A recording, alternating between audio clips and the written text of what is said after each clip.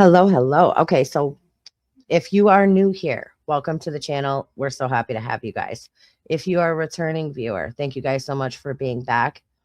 Today, I want to jump into a video about Tennessee Department of Children's Services and all that they have going on within a 26-year period that yet still today has not been taken care of.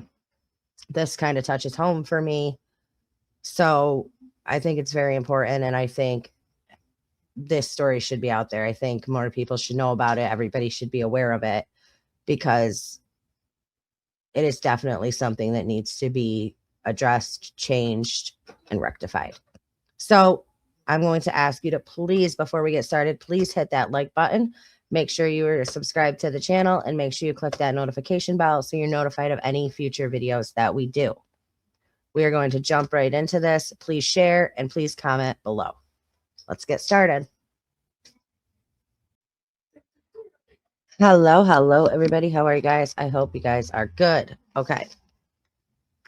So let's jump right into this. Let's get started.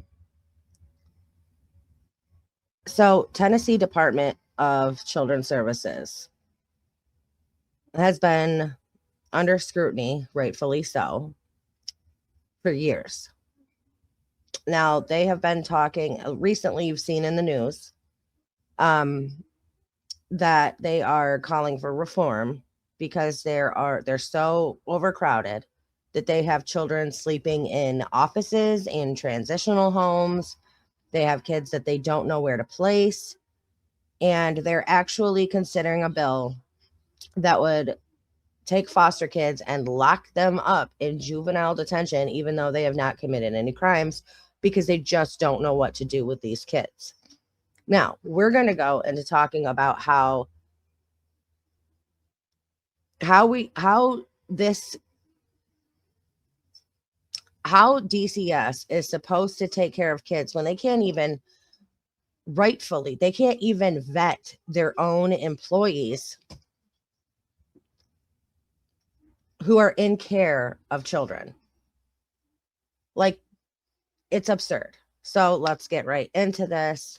Please hit that like button, subscribe to the channel, and click that notification bell. Okay, so let's get started. So recently in 2026, there has been news articles and news videos talking about how kids are sleeping in offices, and there's a huge lawsuit against Tennessee DCS on behalf of 13 foster children. Neglectful conditions, leaving kids in unsafe environments. And so let's start here, and we're going to work our way back to get to the root of the problem. All right.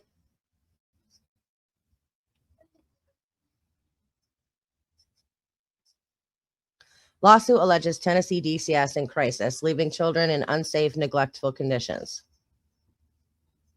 Tonight, a lawsuit just filed claims the Tennessee Department of Children's Services is in crisis and putting children at risk.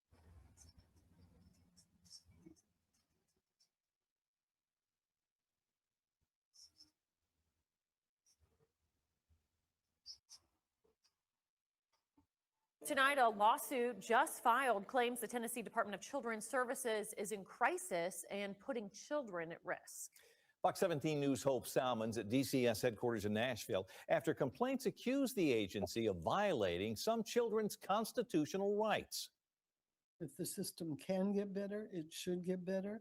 The 76-page lawsuit claims children have been left for months in placements lacking food, clean water, and bedding. Others have been placed in facilities. Okay, so I want to just talk about this for a second. So the lawsuit alleges children are being held in Tennessee's Department of Children's Services warehouses children in spaces which lack the basic necessities of life, including food, bedding, soap, and water. Intended as temporary placements, DCS leaves children in these situations for months on end. So here's the whole thing, is they claim to help children and want to protect children by removing them from drug addicted parents or parents who can't, like who live in filth or for whatever reason. They come up with multiple reasons to remove children from homes. Abuse, neglect. Okay.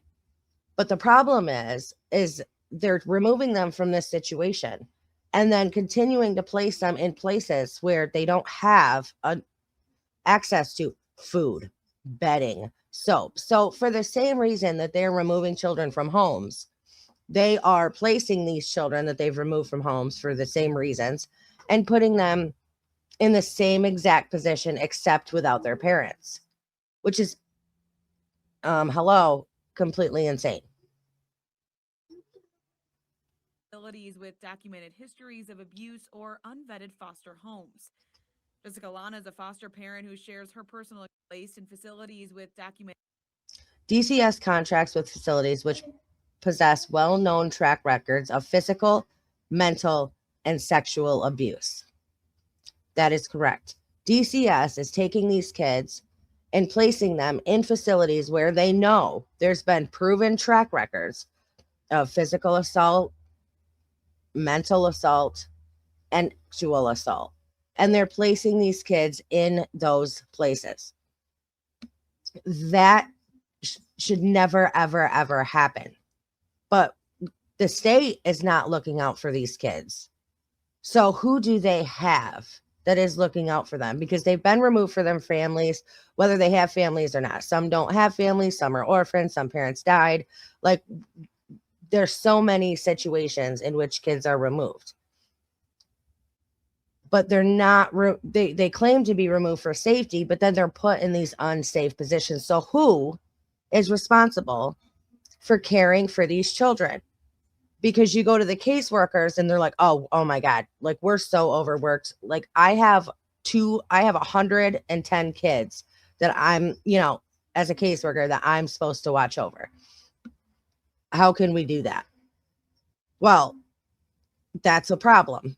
The next problem is they don't vet who they hire, which is why there's been so many Tennessee DCS employees that have been arrested for sexual battery, for sexual misconduct, for official misconduct, for falsifying records, for taking drugs into prison, for trying to solicit teens for, So there's been so many situations. They don't even vet the employees that they put in charge of these kids. Histories of abuse or unvetted foster homes. Jessica Lana is a foster parent who shares her personal experiences with DCS. So from kids being institutionalized to kids sleeping on the floors, not getting adequate medical care, education.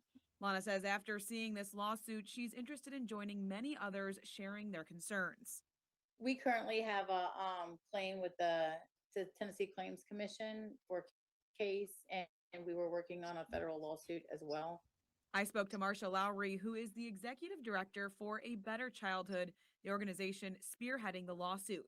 There's another child who could go to live with a foster family who wants to take her in, but the agency has not screened the foster home so that she can go there. Caseworkers are reportedly undertrained and overwhelmed, unable to meet the basic needs of kids they're assigned to protect. A 2022 state audit warned children's safety and well-being were in jeopardy. And interestingly, since the lawsuit was filed, we have received numerous statements of concern from people who are in the system. This isn't the first time DCS faced scrutiny. A similar federal case action in 2000 led to major reforms under court supervision. Oversight ended in 2017, and attorneys now argue the system is declining once again. I reached out to DCS. They're not providing comment at this time. That's often the case with ongoing investigations. They directed me to the Attorney General's office, and I'm waiting for a reply. A Better Childhood is in contact with DCS, who says they're asking for more time to review the case.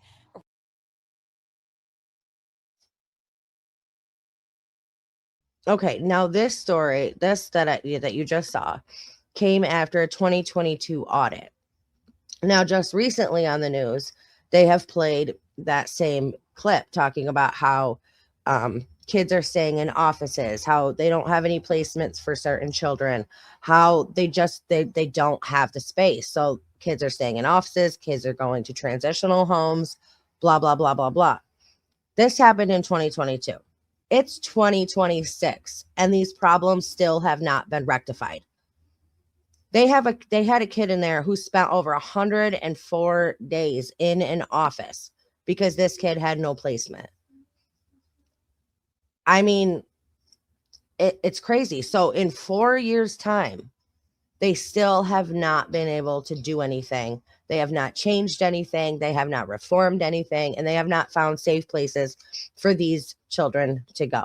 That is a problem. So I want to talk a little bit more about this lawsuit that's been, again, on behalf of 13 children that are in DCS custody.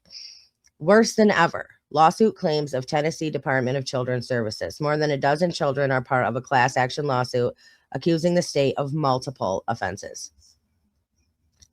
13 children who are in foster care in Tennessee have filed a class action lawsuit claiming the Tennessee Department of Children's Services is failing to keep foster children safe. The plaintiffs are all children ranging in age from 1 to 16.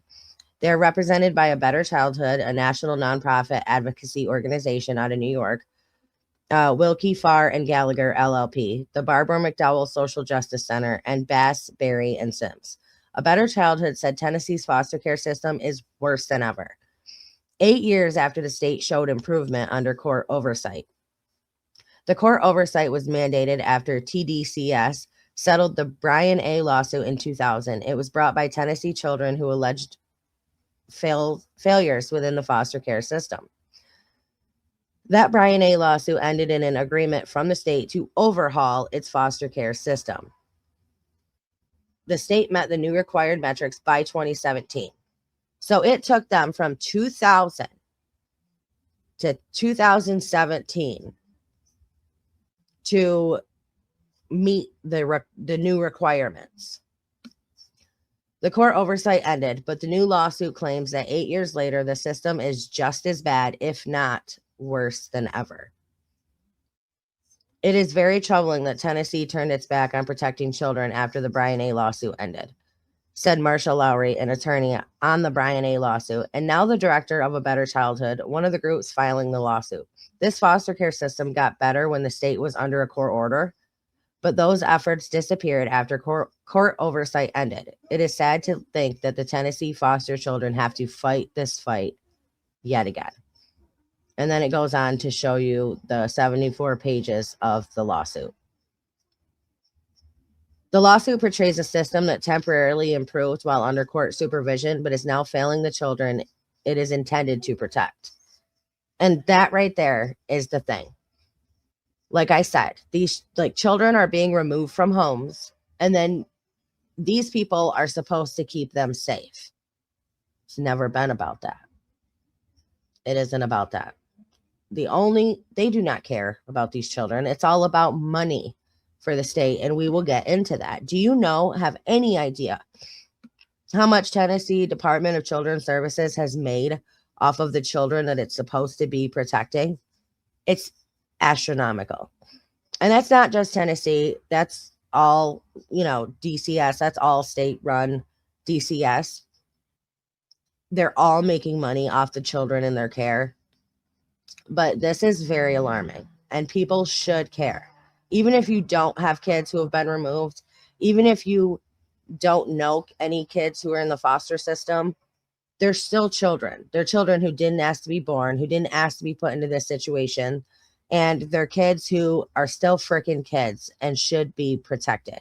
There should be somebody that is there to help and protect these children, and not for financial gain, but just because it's the right freaking thing to do.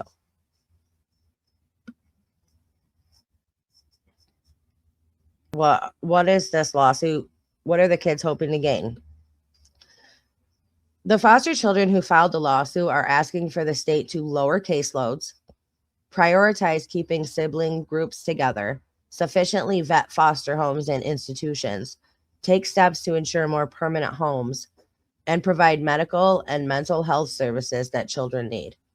I mean, that's the basics, and it is not being done. And it's so heartbreaking. It is so sad. And that's all these kids are looking for. Okay. Okay, now this is what I was talking about has been in the news most recently. Tennessee report finds trafficking and meth use in DCS care. Now this was February 25th, 2026.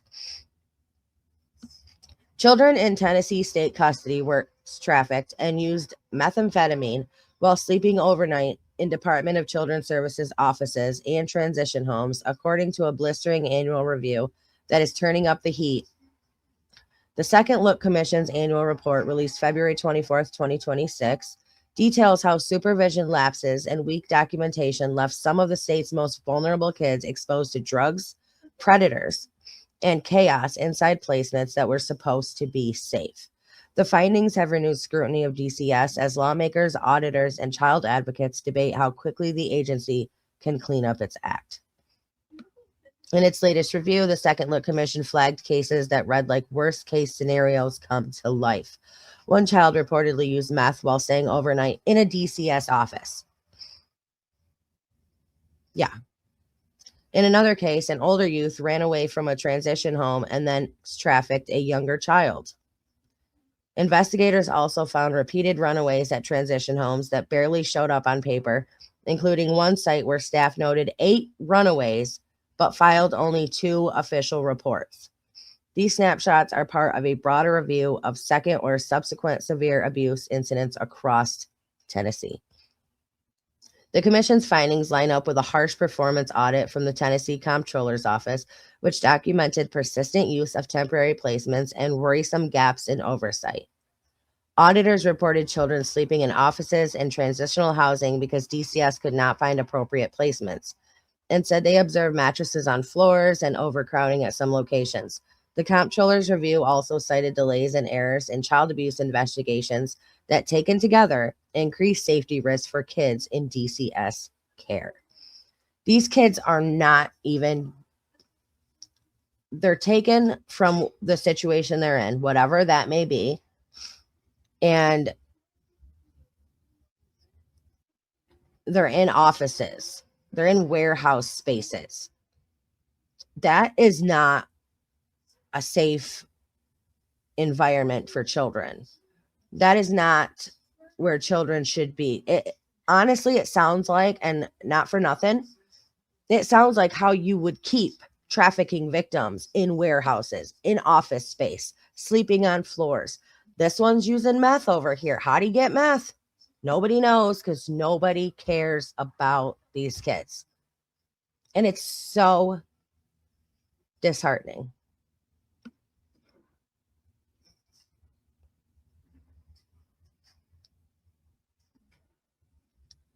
Now, DCS Commissioner Margie Quinn has tried to reassure lawmakers that the worst of the office sleeping crisis is easing.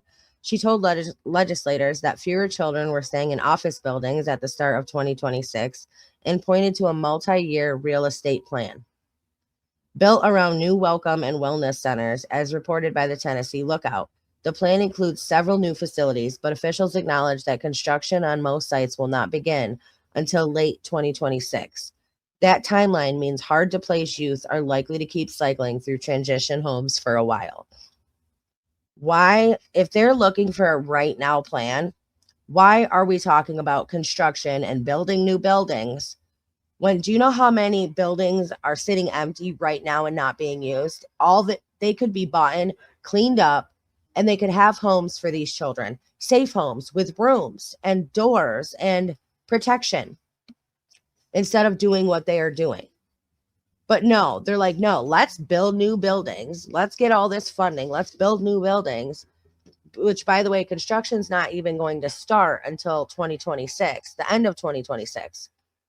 Who knows when construction will be complete? And instead of just using empty buildings that are sitting empty right now, fixing them up and getting children in there as soon as possible. See, nothing that they're doing and they claim to do is for the safety of the children.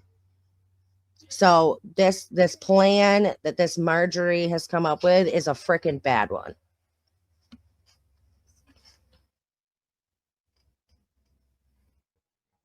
Okay, now I want to talk about this next, because this was in 2023. 2023. Like this, Tennessee has had these issues, like I said, going all the way back to 2000.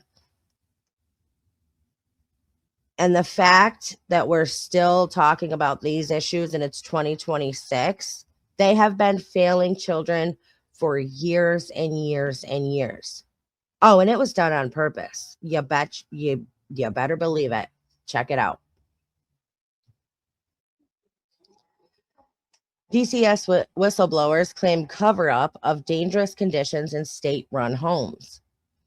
Now you got to read the fine print down here. DCS employees say they were told to cover up dangerous conditions inside a state-run home where abuse and neglected children stayed.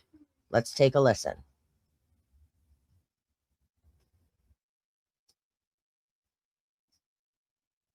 A cover-up at the Department of Children's Services. Two whistleblowers say leaders at DCS want to hide dangerous conditions at homes. That's where abused and neglected children are staying. Thanks for joining us tonight. I'm Rory Johnston. And I'm Hunter Hoagland. Those whistleblowers say the commissioner is so concerned with bad media coverage that she stopped inspections at those homes. Investigative reporter Ben Hall has covered the department now for years and spoke with... Okay, I just want to go back and let you hear that section one more time. DCS want to hide dangerous conditions at homes. That's where abused and neglected children are staying. Thanks for joining us tonight. I'm Rory Johnston. And I'm Hunter Hoagland. Those whistleblowers say the commissioner is so concerned with bad media coverage that she stopped inspections at those homes. The commissioner, who, again, Margie, right? She is the commissioner, took over in 2022, I believe. She is the commissioner they are talking about. She is so worried about bad press that she has stopped investigations into those homes where abused and neglected children are placed. So her thought was, instead of fixing and rectifying the problem, let's just stop investigating the problem. Then there will be no bad press. Then nobody will know what's going on. That is how much the commissioner of Tennessee DCS cares about the children under her care. Completely unacceptable. Unacceptable. Investigative reporter Ben Hall has covered the department now for years and spoke with those two employees. You may remember how kids were sleeping on floors in state office buildings while waiting to be placed in foster homes. It was an embarrassment for DCS. So it opened something called transitional homes for those kids. But look what happened when DCS employees inspected those homes. Out here. After that day, I did not return back to work. You did not go back to work. No. Brenda Myers will never forget the day she walked away from a 13-year career with the Department of Children's Services. DCS leadership is not taking responsibility for the conditions. They're blaming the children. They blame the children for not having enough food to eat.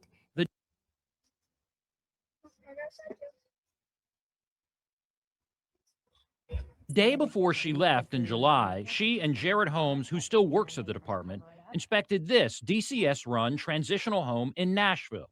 It houses abused and neglected kids waiting to be placed in foster care. There were holes in the walls, exposed electrical wiring. The kids didn't have food to eat. If you went to a home and saw conditions like that, what would you do? We would recommend removal. These pictures show some of the conditions. Myers immediately wrote an urgent memo detailing the problems she and Jared saw. After all, that was her job. She was director of a unit at DCS that monitored and inspected foster care facilities. Keep in mind that this was July 6, 2023. During that inspection, we found that the conditions were deplorable, that the children were not safe in this environment. Her July 6 memo detailed a lack of food in the home, how some kids didn't get breakfast or dinner. The kids sleep on the floor. There were just 4 beds for 8 young men who stayed there. Many kids did not get their medications, and they even found a toilet not bolted down to the floor, allowing it to be moved. I truly hoped that by shedding light and providing a factual account of what we saw in the conditions to the commissioner, that she would want to act swiftly. We're working to. Commissioner Quinn had acted quickly earlier in the year to open transitional homes across the state. I am happy to tell you, though, that we no longer have children sleeping in offices. The home solved a big problem. They kept kids from having to spend nights in state offices. That's not true, because as we were just told, in February of this year, children are still staying in offices. Buildings. They're all in transitional homes and Isaiah houses. Myers says the day after she wrote that memo about the Nashville transitional home, she was called into a meeting with Commissioner Quinn and senior DCS leadership. The purpose of the meeting was to send the message that reports like this should not be sent to her, and that it would not be tolerated. She said the commissioner was most concerned that the media might see the memo. She indicated that I was not a team player.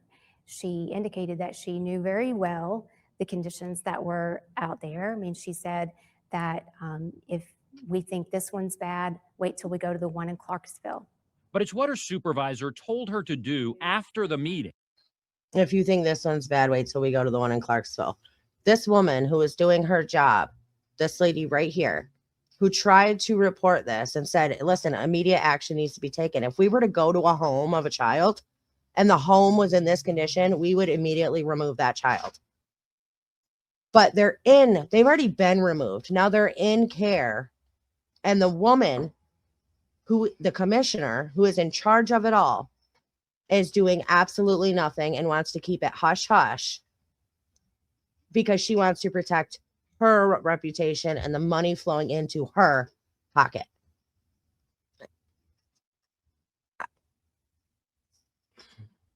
It led to her leaving. He told me that I needed to write a new report that would mitigate the findings from the first, so that if there was a media request, that he could give an updated report to the media that would show that the conditions weren't as bad. She reluctantly wrote this memo dated July 7th, saying many of the problems identified the day before were no longer an area of concern, based on what she was told by. There is no way she should have done that. She should not have rewritten it. She should have said, listen, then I quit or fire me, because I'm not going to harm these children more than they have already been harmed. Instead, she caved in, did what they asked her to do. And those kids are the ones that, again, were left in the dark. DCS leadership. She intended for me to engage in activities that would cover up the conditions there. We made a public records request for all inspections at transitional homes through last month. DCS sent us the critical report that Myers wrote and the one she wrote the very next day on July 7th. But there has not been another inspection at a transitional home since. Does that surprise you? There's and not that was 3 years ago. No, it doesn't surprise me at all. Myers believes the state stopped officially inspecting these homes after her report. DCS leadership does not want it in writing, anything in writing, to reflect the actual conditions there. And in fact, they already know what the conditions are like. DCS said in a statement it has evaluated its spaces both formally and informally. It said transitional homes pose a unique challenge due to the destructive behavior of some of the youth. It feels like it's trying to be covered up. And so I want people to know what's happening. Was it a hard decision for you to come here and share all of this? It was. There was a lot of prayer involved. Jared Holmes realizes DCS has fired others for talking to the media. But after 6 years with the department, he did it for the kids in the transition home. They need to know that there's someone in their corner. You know, they already went through this traumatic experience being removed from their home. The commissioner can say that there are no children sleeping in DCS offices, but what she cannot say is that they are in safer environments.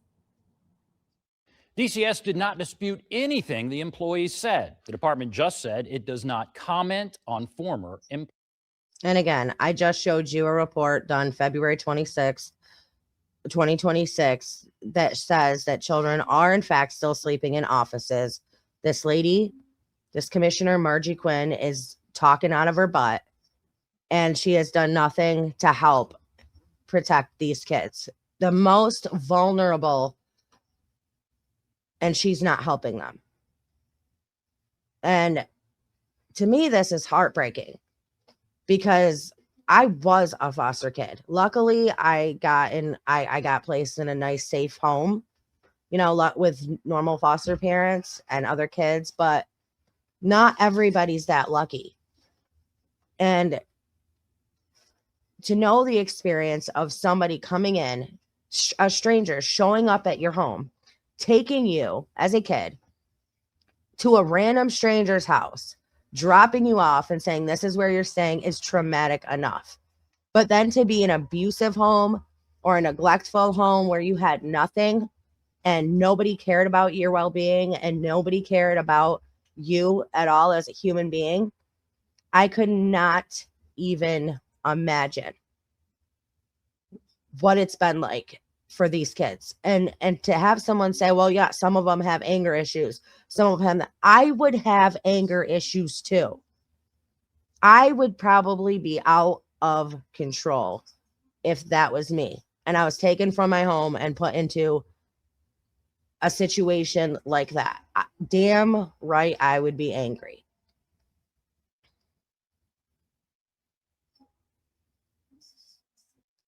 I don't know what else people need to hear other than the fact that this lady who is the commissioner has lied under oath. She has said there's no more kids in these positions.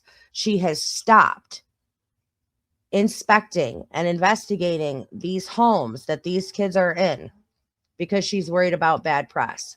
She's already just by that statement alone, she is not fit for the job that she holds. For the title that she holds, she is not adequate for that position.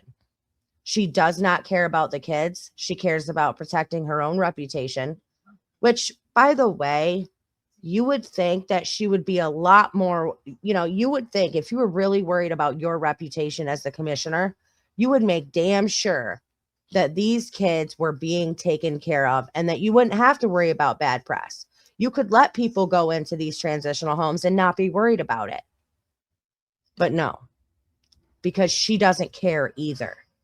And that is the freaking problem. That is the problem that goes all the way to from the bottom to the top, is that you have these people that are in positions of power that are not these caseworkers. Yes, caseworkers, you know, we'll get into that. We'll get out into all that. But the people that are in power to make changes, to make moves, are not doing it. And day after day, month after month, year after year, they are continuing to fail these children. Do you know that there are over 8,000 kids right now under the custody of Tennessee DCS? 8,000. That's a lot of kids. They have 4,000 foster homes in Tennessee right now. 4,000, 8,000 kids. That's 2 per household. Why do we have kids sleeping in the warehouses? Why do we have kids sleeping in offices? Why do we have kids in these transitional homes where nobody's helping take care of them? Nobody's helping them make sure they have the things that they need. It's just very heartbreaking to me. And I don't care if you know someone that's in foster care, have had kids that have been taken away. Everybody should care about this story. Everybody.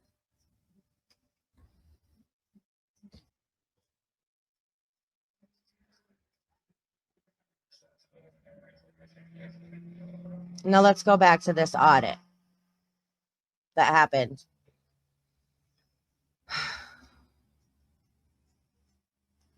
Audit reveals Tennessee DCS misfired investigations into sexual abuse and neglect. This was December 13th, 2022. An audit released by the Comptroller's Office Tuesday reveals failures by the Tennessee Department of Children's Services regarding child neglect and sexual abuse investigations. The 164-page report found critical child safety incidents that put kids at risk and in unsafe situations due to management misfires. This comes as state leaders call for immediate action into DCS, as numbers show half of caseworkers quit within their first year working for the department. The Comptroller's Office conducted a performance audit of selected DCS programs and activities from August 2020 through August 2022. According to the audit, 34 allegations of sexual abuse and harassment that occurred within residential facilities was never investigated. 34 kids came forward and said that they were sexually abused in a residential facility where they were placed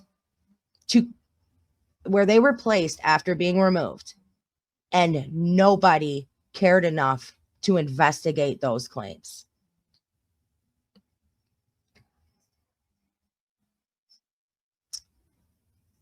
Page 65 of the audit reads, DCS investigates allegations of child-on-child sexual abuse between children ages 13 and 17 that occurred in traditional family or foster home settings, but does not investigate the same type of allegations if the children reside in a residential group facility.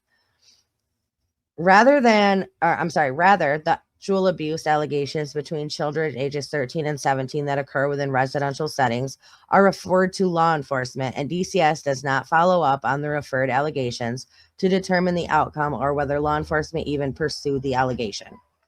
As such, children in these cases have not been offered the same level of care and protection by the department. Regarding child safety, the review found case managers continue to struggle to complete timely investigations into abuse and neglect.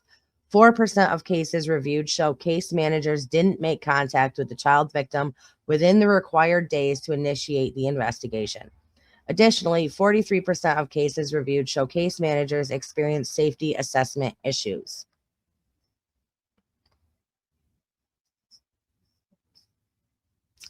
Children who came to DCS because they suffered neglect or abuse are being victimized a second time because the governor and some majority have failed to invest the people responsible for their care. We need urgent and meaningful reforms to protect these children, and today underscores the importance of taking immediate action. Again, I keep wanting to bring your attention to the date of this, 2022. It's 2026. Nothing has been fixed. What is the Department of Children's Services of Tennessee doing? Why are they allowed to continue these operations to put kids in jeopardy? Why is this still allowed to happen?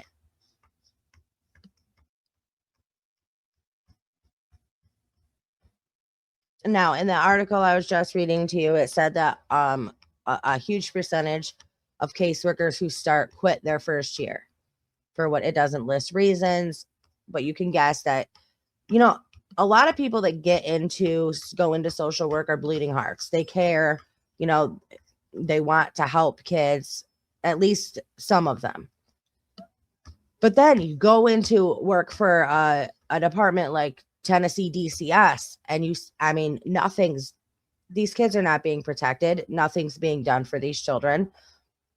So a lot of these people quit. Yeah, so that's my guess. But let's talk about the people that DCS hires to be caseworkers, to be case managers. Let's just talk about the vetting process and the people that they hire. Okay, so let's take a look at this story. 3 charged, including ex-DCS employee, after Tennessee children found living in filthy conditions.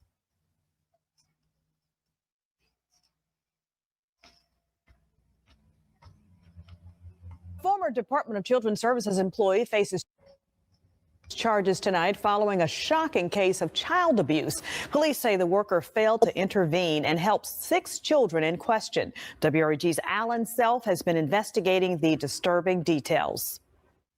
As horrible as conditions look outside, neighbors say inside is much worse. Messed up as that house is, How would you know? When you walk in the house now, it's every room piled up with garbage, garbage, garbage. Yeah. I went in there. The Hardeman County Sheriff's Office and Whiteville Police Department say they executed a search warrant at a home on Rocky Springs Road in Salisbury, Tennessee. They were investigating the crimes against the children that came in as a tip. Investigators say they found 6 girls, ages 9 to 14, living in squalid conditions. According to investigators, several officers threw up outside the house after they entered. Neighbors say they saw many dead animals around the home as well. Joshua Patterson was arrested and charged with 15 different charges. Misty Tincher was also charged with multiple counts of child abuse and cruelty to animals. According to an incident report, the house had a collapsed ceiling, as well as mold, animal feces, and severe roach infestation. A neighbor who doesn't want to be identified says whenever the kids came over, they brought roaches and lice with them. The girls reportedly suffered from poor hygiene and neglect, despite being under the supervision of the Tennessee Department of Children's Services. How do you think they lived in there with all the trash? I don't know how they live. I don't even know. I gave them curtains, I gave them curtains, I said to myself, where do they sleep? Bed, one go to bed, both beds. I want to know where they sleep at. You walk in the back door, I probably got to the kitchen area. I seen that big old rat cross up in that drawer. I'm hollering at him. I'm leaving, but I gotta get up out of here, man. Them took big, and they're not running from me. Former DCS agent Denencia Marcel is also charged in the case. She faces charges of official misconduct and accessory after the fact. The incident report says DCS records show she falsified reports involving the 6 children. Reporting for your news leader in Salisbury, Tennessee, I'm Alan Self, WRE. She didn't do her job. So she had to falsify records, even though these 6 kids were under her care, right? She was not doing her job by visiting the home, making sure they were safe. Instead, she was falsifying records. Now, you have those 2 whistleblowers on camera who said, listen, we have people up above us that are like, falsify these records, change the dates, fix this, make it look like we've been there, make it look like you've been doing your job.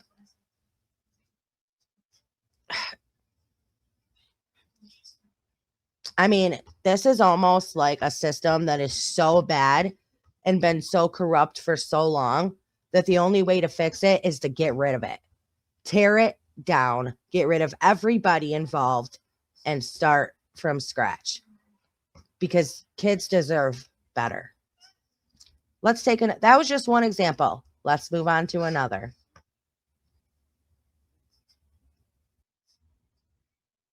Former DCS worker arrested for allegedly sneaking drugs into a Tennessee prison. A former DCS worker was arrested after she was caught bringing drugs into a penal institution. It happened this was 2019.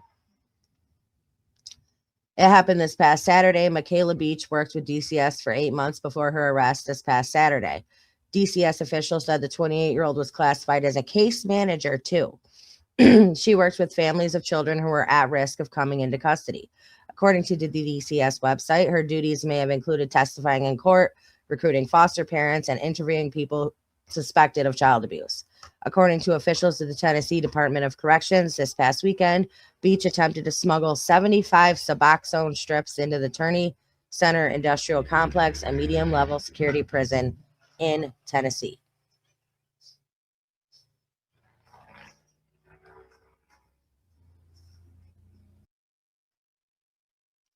Former DCS worker charged with targeting minor for ex free on bond.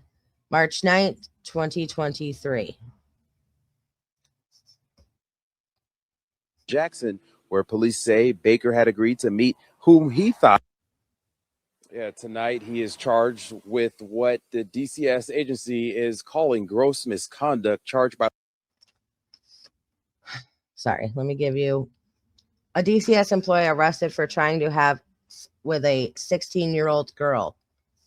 Law enforcement with solicitation of a minor after detectives say the investigation that they launched catching him in an undercover sting began last week at a business right here in Bolivar. Let's take you to some video as we have chased leads on this story all afternoon. That happened after Bolivar police say he left what they call a strange note on a girl's car outside of a business here. Bolivar police then contacted police in Jackson, and they leapt into action. That investigation ultimately leading to them to a park in Jackson, where police say Baker had agreed to meet whom he thought was a 16-year-old girl for sex. Instead, he'd been texting with a Memphis member of the Jackson Police Department's Internet Crimes Against Children unit. DCS says Baker worked as an administrative team leader with the Office of Child Safety, saying, though, that he will no longer work for DCS. Baker tonight is out of jail after posting a $5,000 bond. Meanwhile, he's expected to be back in court later. Yes, he was trying to meet a 16-year-old girl. He is an employee for DCS. He wasn't trying to meet a 16-year-old girl to take advantage of her, obviously. And he was released on a $5,000 bond.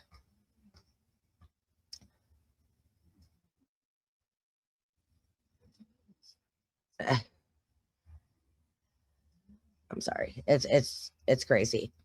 So you have caseworkers who are not doing their due diligence by actually going and keeping an eye on the children that are in their care. You have a DCS employee who is trying to take drugs into a Tennessee prison. You have a DCS worker who is trying to meet an underage girl at a park for X. And that's not all. That's not all. No.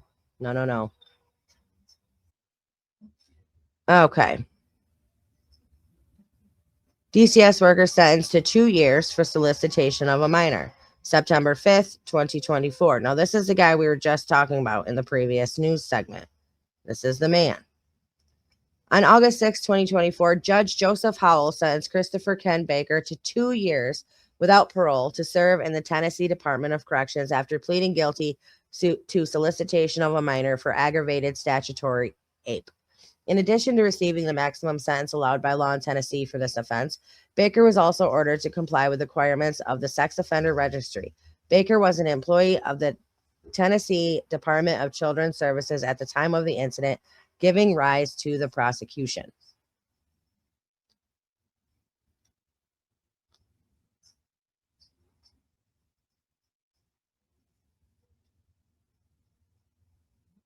Okay. So I just wanted to show you that that was the man. Now this one's a little bit worse. Tennessee court strikes conviction of former DCS worker who solicited teen for X. A Tennessee appellate court has struck down the conviction of a former foster parent. Okay. So there was a former foster parent. He was also an employee for DCS. He was a caseworker and a foster parent, this person, okay, that I'm talking about in this story. A Tennessee appellate court has struck down the conviction of a former foster parent and DCS caseworker who propositioned a teenager for and got robbed instead. Jeremiah McDaniel was entrusted with the protection of children through both his job as a social worker for DCS and as a foster parent for abused and neglected children. When in May of 2017, he offered a 17-year-old boy $100 and some pills to calm him down to complete a act. The boy, with help from a couple of friends, robbed McDaniel instead and turned him into Monroe County authorities. Okay.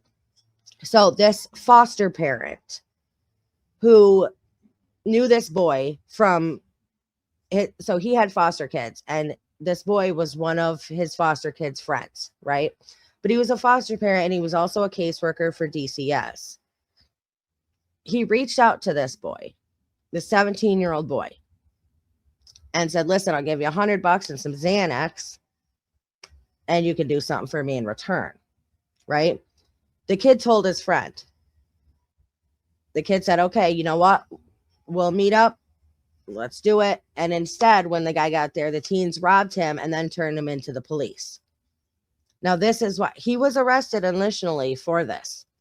But the Tennessee court decided to overturn his conviction, got rid of it. And the reason why might really surprise you. Okay. So they instead turned him into 2 years later. McDaniel was convicted of the crime of solicitation of a minor to commit sexual battery and sentenced to 6 months in jail. Okay. So 2 years after 2 years after these boys turned him in, he was convicted of the crime of solicitation of a minor to commit sexual battery and sentenced to 6 months in jail. 6 months in jail.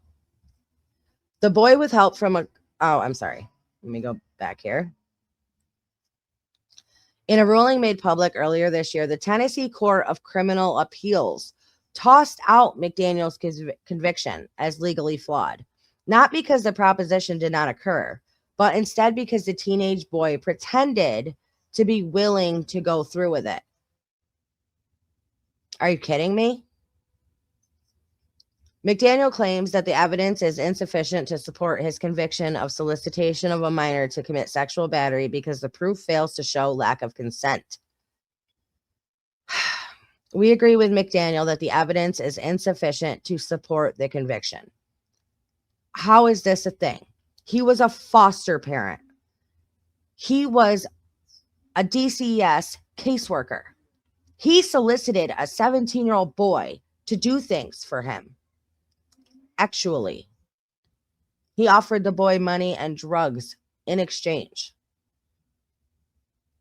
But because the boy was like, okay, yeah, I'll meet up with you, they threw out this guy's conviction. First of all, they only gave him 6 months.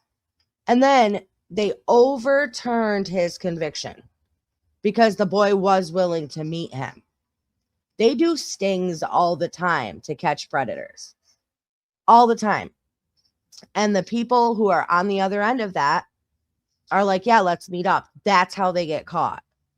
These kids turned him in and his conviction was overturned because there wasn't enough sufficient evidence to say that that boy was not willing to be a party in that situation.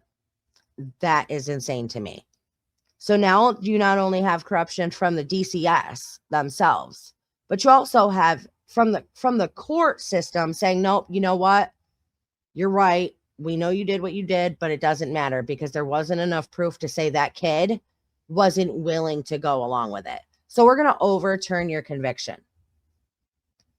Oh, it gets worse. Although the victim apparently had no intentions of going through with the actual contact, he certainly indicated to McDaniel that he was willing to participate right up until the victim's friend opened the driver's door of McDaniel's vehicle. McDaniel lost his job at the Madisonville DCS office after his conviction. It is not immediately known if he continues to serve as a foster parent. He lost his job, but they can't say that he was like not allowed to be a foster parent anymore. Now his conviction is gone, so he can take in all the foster kids he wants. And that is absurd to me, that the state of Tennessee would allow that.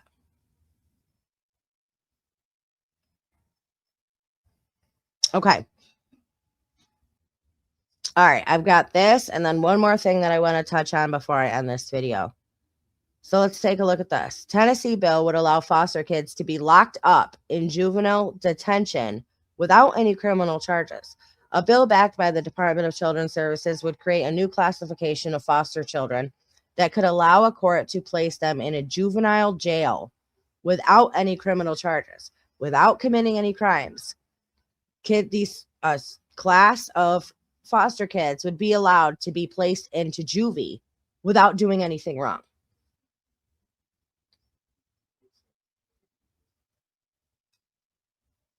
This is March 5th, 2026.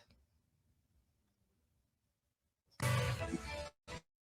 controversial solution to a years-long issue backed at the state level. Tennessee could start locking up foster kids in jail-like facilities. Good evening, everyone. I'm Rory Johnston. And I'm Amanda Robertson for Carrie this evening. Right now, only kids charged with a crime can be held in a juvenile detention center. But a bill supported by the Department of Children's Services would reclassify some foster kids so they could be locked up. Our investigative reporter Ben Hall has exposed systemic problems within DCS for years now and is digging into these latest details. Ben? Well, Rory, DCS says this is about safety for kids and for workers, but others claim it's a way for DCS to end the embarrassment of foster kids sleeping in offices by moving some of them to jails. Okay, now, let me just pause for one moment.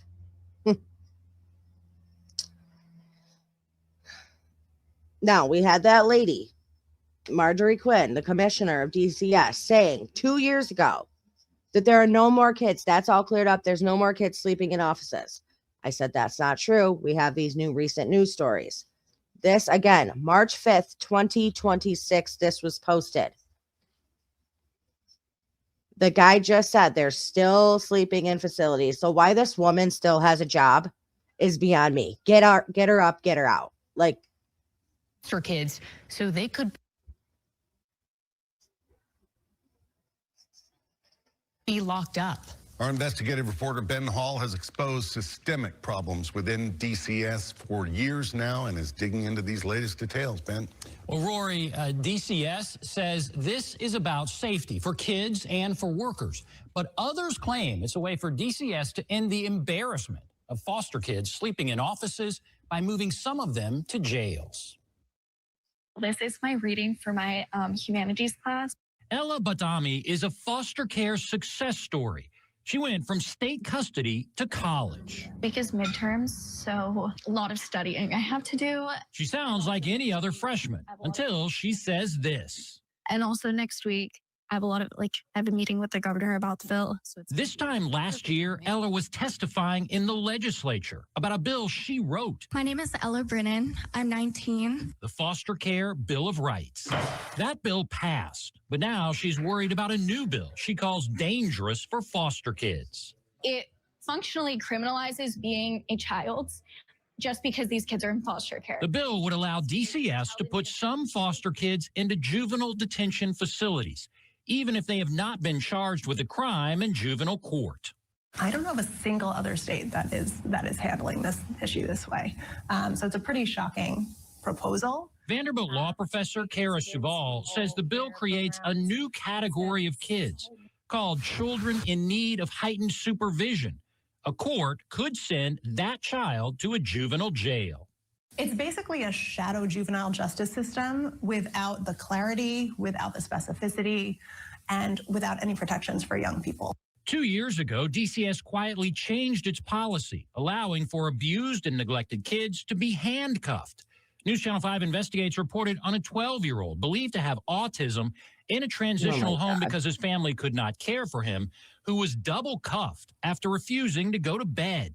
We have an issue where we are receiving children into custody that are dependent and neglected. DCS defended the proposed bill the same way it defended the handcuffing policy change, saying some foster kids act out violently, putting staff and other kids in danger. The court has ruled them dependent and neglected, but their behaviors don't match what you would think of as a abused or neglected or an abandoned child. Commissioner Margie Quinn said violent kids need to be held accountable and sent to juvenile jails. That lack of accountability, I think, gives rise to additional violent behavior. But I need them to understand that under this bill, I also would have been classified.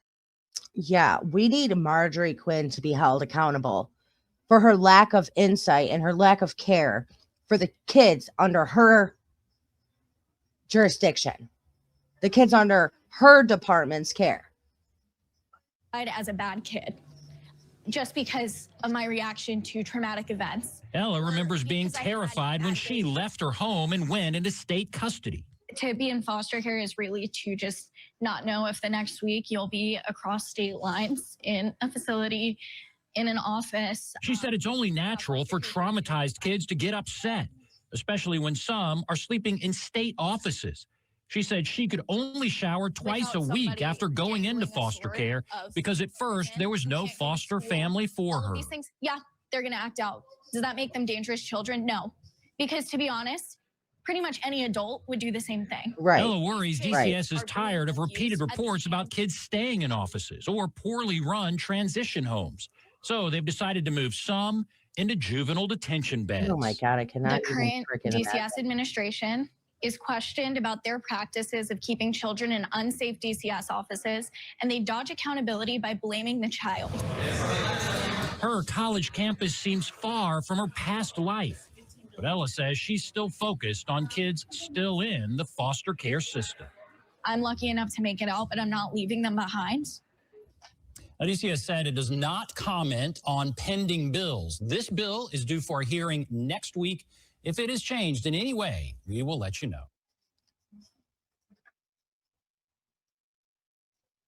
There is no world, no universe, no realm in which this is okay. Ever.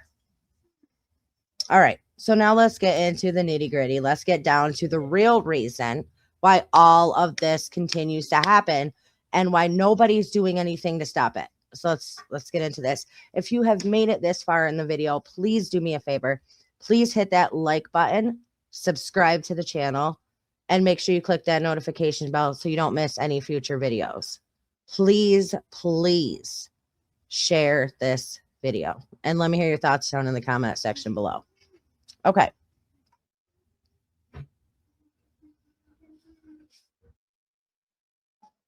All right, so let's look at this. Orphans in foster care and parents pay $12 million to DCS. Now, this was December 16th, 2024. Through Social Security survivor benefits, which for those of you that don't know, like if you have a parent that dies that worked, their child gets a check every month. It's called a survivor disability. Like I used to get one for my dad. Through Social Security survivor benefits and child support payments, millions of dollars of DCS budget comes from the kids that are caught in the system. Now, some children in Tennessee foster care and some families seeking to regain custody are paying around $12 million per year to the Department of Children's Services, representing a drop in the bucket for the financially strained foster care system and a significant personal loss for the often indigent population. DCS received, now this is huge, DCS received a little over 1% of its $1.2 billion budget in 2024 from Social Security payments to children in state custody with a deceased parent or parents who qualified for Social Security income, and from parents paying child support to the state. That's insane.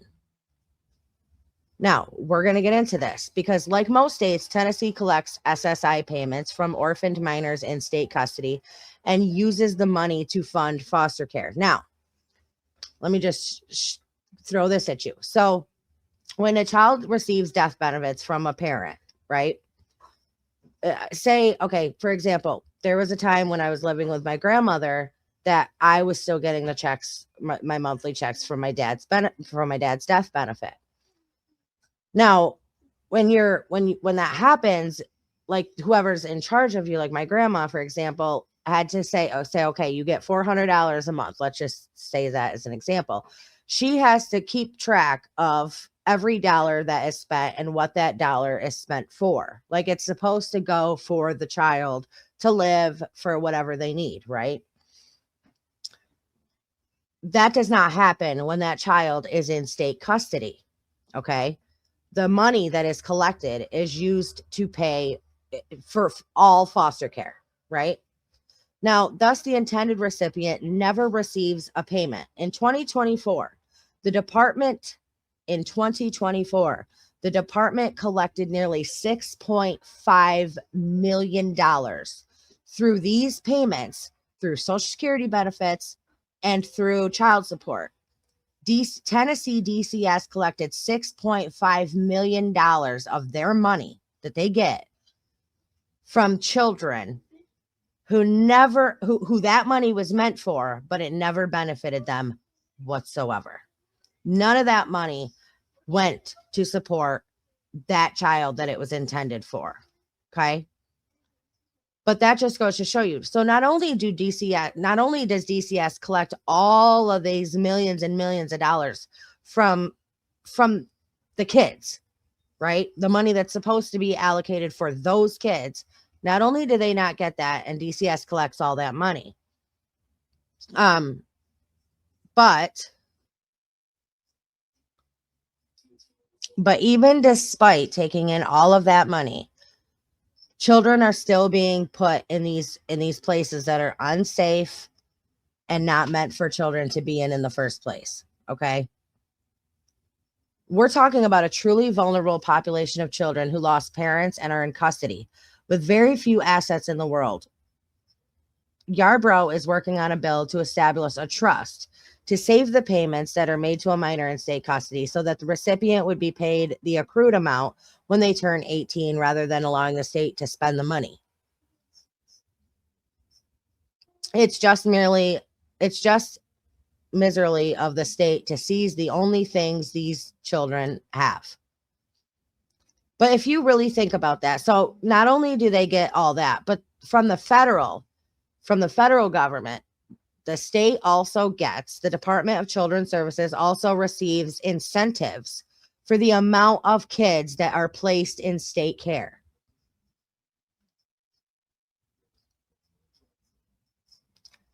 They are making millions off of kids' death benefits and child support that are not going to the children. And they are getting extra funding from the state for how many kids are in the system. So instead of taking this overworked, overbearing system that doesn't have enough workers and doesn't have enough care and doesn't have enough placements for these children, they just keep raking in more and more and more kids because it's more and more and more money. It always comes down to money. These people in these positions, the commissioner, the people who are in charge do not give one care to any of the kids under their custody. They don't. It's all about money. The more kids you bring in, the more incentives and more money you make from the federal government. The more kids you bring in, the more you're making off child support payments and death benefits. They are literally stealing money from all of these children, and it's not going to the children at all. It doesn't appear to be going to any of the children. So where does all the money go? Because it's not going into transitional housing. It's not being done. Hell, they aren't even being inspected. It's not going into more. We want to talk about, this lady wants to be up there talking about, well, the problem's going to get better because we are going to build buildings that these kids, wellness centers and welcoming centers that these kids could come into. That will be done a couple years in the future. Where is all the money right now? Where's it all go? Where does it all go? Because caseworkers don't make a lot of money. The people on the bottom level don't make money, right? They don't make much money.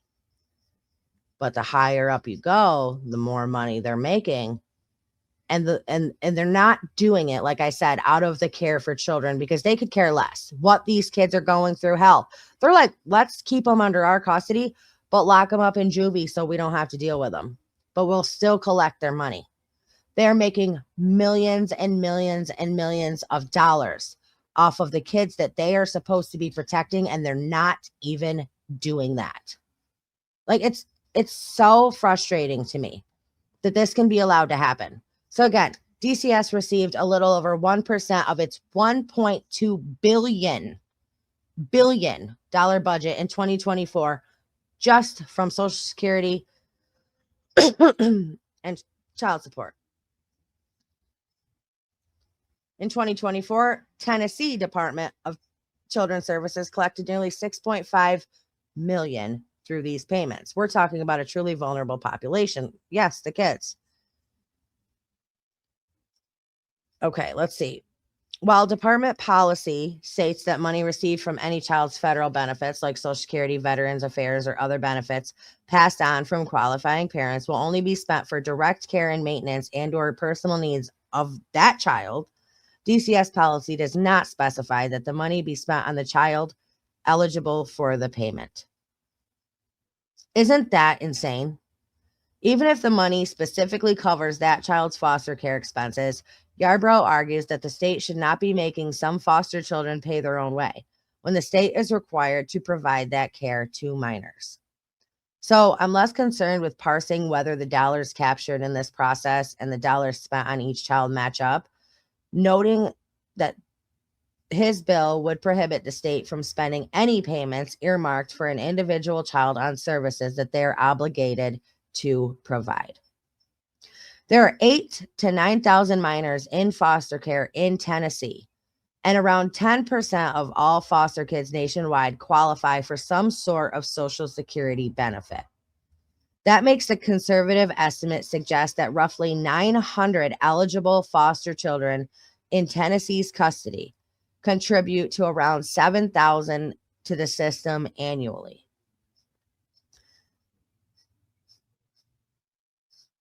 In Tennessee, where there is no state income tax, Yarbrough notes that an average adult would have to spend over $70,000 in retail purchases to contribute a comparable amount.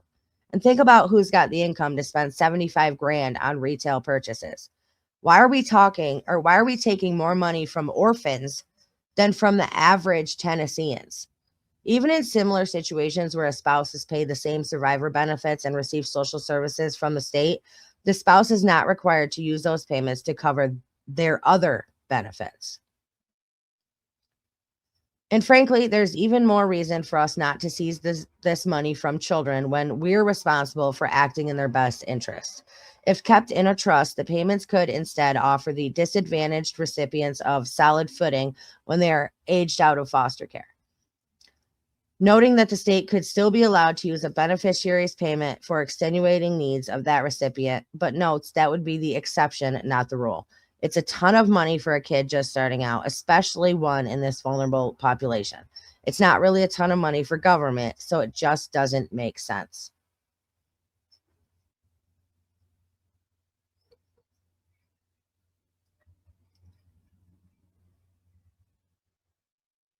In 2024, DCS also collected about $5.6 million from parents who paid child support.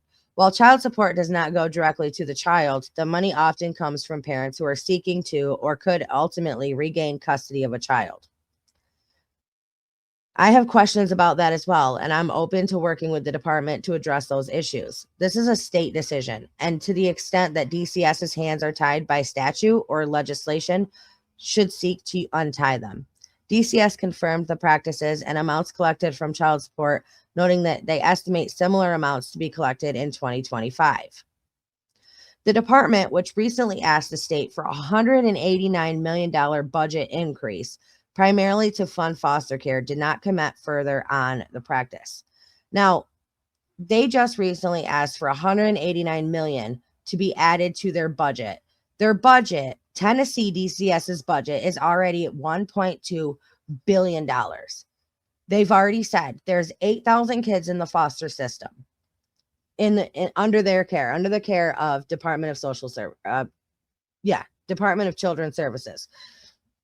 8,000 kids. Their budget is $1.2 billion. In their own words, they have 4,000 right now foster homes set up that help house children in Tennessee. Where is the money? They're asking for $189 million more to do things that they're not doing. DCS is supposed to be there to protect children who have been neglected, abused, hurt, right? That's what they're supposed to be there for. Instead, they're removing these children. They're getting access to their money. And they're putting them in unsafe environments where nobody cares about the child. They're placing them with people who have not been vetted. These kids are some of them being trafficked, Some of them are being used for drugs. Some of them are just being forced to turn tricks. So much is happening to these kids. Also, the state and the Department of Children's Services can take their money. I don't understand how this is even a thing. I don't understand how all these years later, 26 years, Tennessee Department of Children's Services has been under fire for their lack of care, for their lack of doing their job, and they're still allowed to operate. You got the commissioner who's on tape there lying under oath that everything is being taken care of and things are being fixed when they're not. They're not investigating actual assault complaints. They are not investigating and inspecting these places where these kids are being housed. They're not vetting their workers, their employees. They're not properly vetting foster parents and people to be in charge of these children. Why are they still allowed to operate?